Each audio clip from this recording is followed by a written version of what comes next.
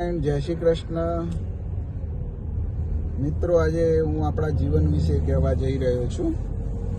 આપણું જીવન, આપણી લાઈફ 3 ટાઈપની. આપણા લાઈફની અંદર 3 વિભાગ: ભૂતકાળ, ભવિષ્યકાળ અને વર્તમાનકાળ. હવે ભૂતકાળ એટલે એક એવું સ્વપ્ન કે જે જતું જ રહ્યું છે, એના ભૂતકાળ કહેવાય. એટલે હવે આપણા જીવનની અંદર આપણા જે સ્ટાર્ટિંગ થતું હોય ને પછી થોડા વર્ષો પછી આપણે બીજી લાઈનમાં જે જેવી રીતે ભાઈઓ હોય, કુંવારા હોય ને પછી લગ્ન થાય એટલે અલગ જુદા રહેવા જાય ને, એટલે એ એક ભેગા રહેતા હતા, એ સપનું બની ગયું કહેવાય ભૂતકાળે. બીજી વસ્તુ વર્તમાન કાળ.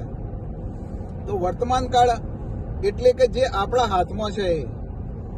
હવે વર્તમાન કાળમાં 2 વસ્તુ પાછી, કે વર્તમાન કાળની અંદર શું છે કે ભવિષ્ય કાળનો એ બીજ અંદર રહેલો છે. કે જેવી રીતે આપણા જે દાખલા તરીકે વિદ્યાર્થી ભણતો હોય તો એ સારું ભણે તો એના ડોક્ટર બને, તો એ ભવિષ્યમાં એને ડોક્ટર બનવાનું છે, પણ એનું મૂળ વર્તમાન કાળમાં છે કે એ ટાઈમે સારું રિઝલ્ટ લાવે. તો મિત્રો, ભૂતકાળનો જે સ્વપ્ન હોય એને ક્યારે વાગોળી ના રાખવો, એને ભૂલી જવું. કારણ કે ભૂતકાળનું સ્વપ્ન જતું રહે, આપણા જોડે ફક્ત વર્તમાન કાળ રહેવાનો છે.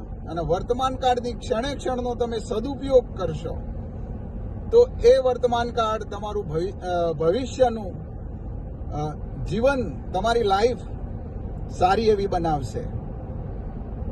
મિત્રો, બધાને મારો વિડીયો ગમ્યો હોય તો શેર કરજો, લાઈક કરજો, સબસ્ક્રાઈબ કરજો. જય સ્વામિનારાયણ.